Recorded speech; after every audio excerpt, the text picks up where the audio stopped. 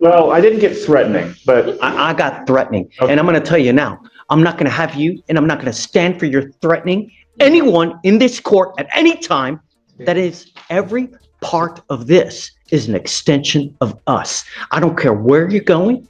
I don't care what building you're in, whether you're in pretrial services, whether you're taking a drug test. It's unacceptable, and I'm revoking your bond, and you now goes with you. Bledsoe. Evading arrest and terroristic threat. He was in custody because he had a pending felony in the 228. So he's bonded out on all.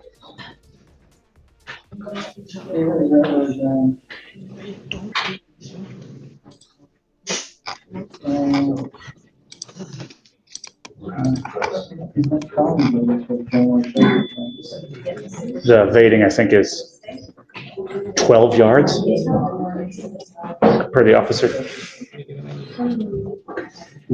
So I see that on 10/17 of 24, he picks up a felony assault.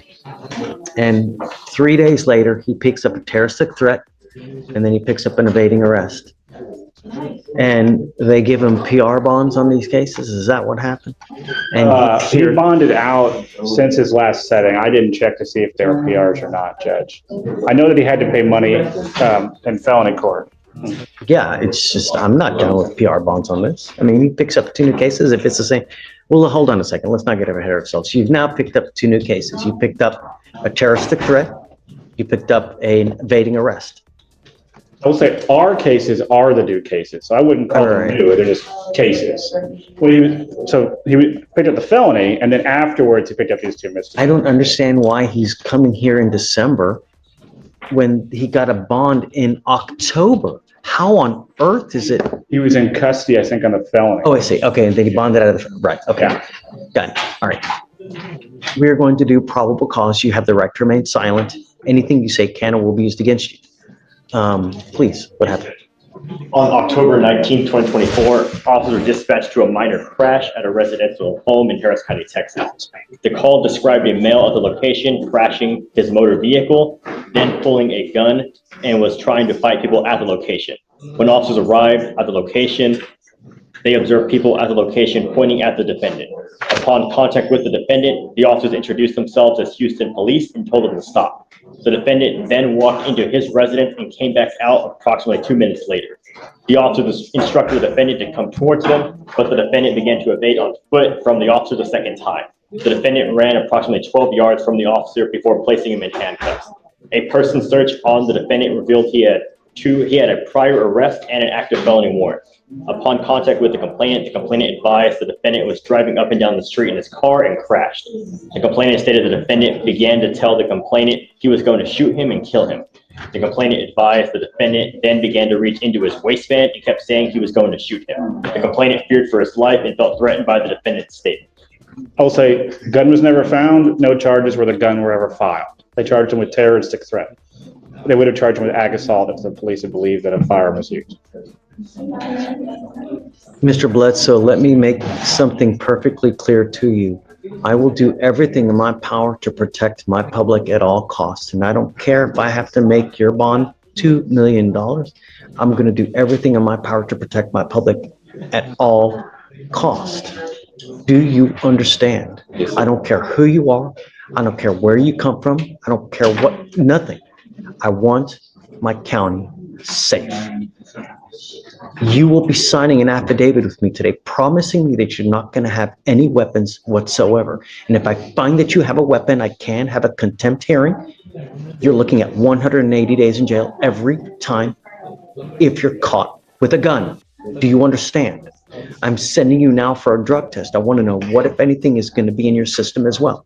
I'm ordering you not to use alcohol or illegal drugs, and I'm going to test you like crazy. Do you understand? What do you do for a living? I work for Leland Airmark Bakery. Okay, that's what you need to concentrate on.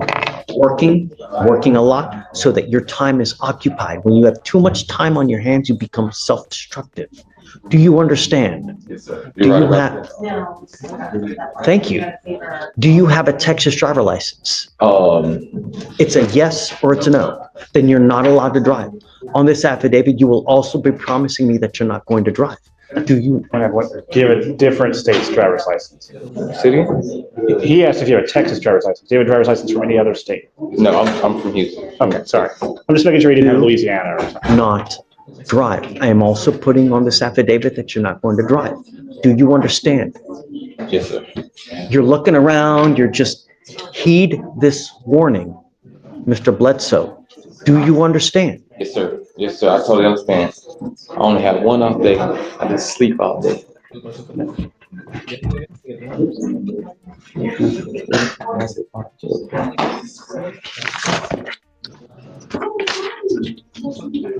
Did I hear him say that he had an objection? No, most definitely not. He was No. just asking a question. Okay, No just objections. don't use. Stay out of trouble. You're in enough hot water as it is.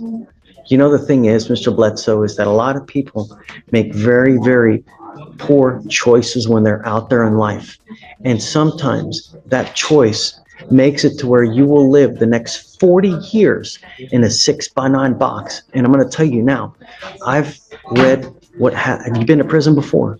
Nope. I want you to hear me. I've read stuff about what happens in prisons, and it had me in tears. It was as bad as could possibly. If you think of your worst nightmare, it's worse in our Texas prisons.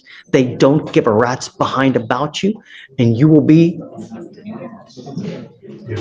passed around like a proverbial doll. It's awful. Believe me, it's not worth it. Don't have a gun. Yes, sir. All right? Thank you, Judge. All right. Judge, did you want the contact and referring from as well? Yeah. Always, Judge. Why should qualify that? I don't know what we're doing, but yes, right. Come up. Come up. Mr. Bledsoe. So I spoke with pretrial judge, and I spoke with the coordinator. Per pretrial, he's tested positive presumptively, because they have to send it to a lab for confirmatory for alcohol and THC.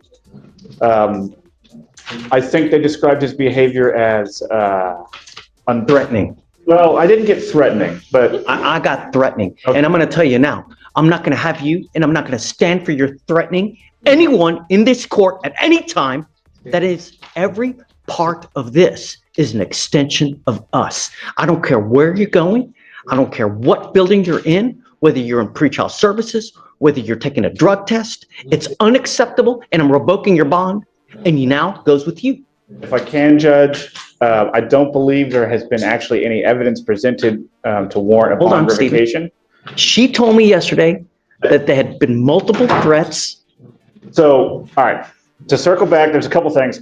In speaking with pretrial, I have not received any information about threats. I've received information about cursing and rude behavior. Yes, Judge. Don't There was speak. no like threat of like harm or anything like that. It was just more so attitude. He was making people in our office a little bit uncomfortable just with his demeanor and the things that he was saying, but none of it, to my knowledge, has been anything, putting anyone in danger, threatening danger, anything of that sort. This is where I You will. have an open criminal case. You're to be humble and contrite. And when you're not, and when you're threatening, abusive, harassing, I'm going to take care of you and I will light you up like a damn Christmas tree. Do you understand? It is unacceptable, the behavior that you have displayed here with myself, with pretrial, with the people down over there. And if you don't straighten up and fly right, I'm going to be all over you. Do you understand? One false move again. This is not supposed to be a happy time for you. And I don't know what I need to do to get your attention. But next time, I will classify you as a danger, revoke your bond, and make it so high you will have teeth falling out. Do you understand? Take a seat. Thank you, Judge. Back to the point. Do you have a preference on the reset date, Judge? Tell me what he tested positive for.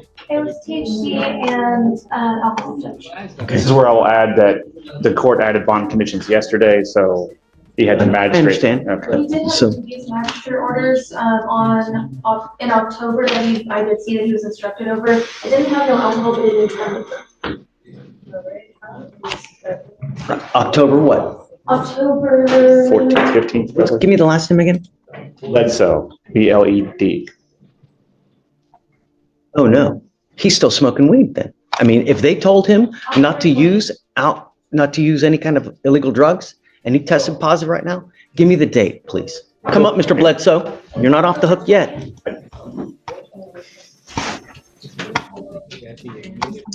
This is where I will repeat my assertion that since he's out on bond, he's entitled to a hearing where the rules of evidence would apply. What we're doing right now. Well, then I'm going to object to hearsay to anything and everything being heard by the court. What day was the magistrate condition for no using, please? October 20th.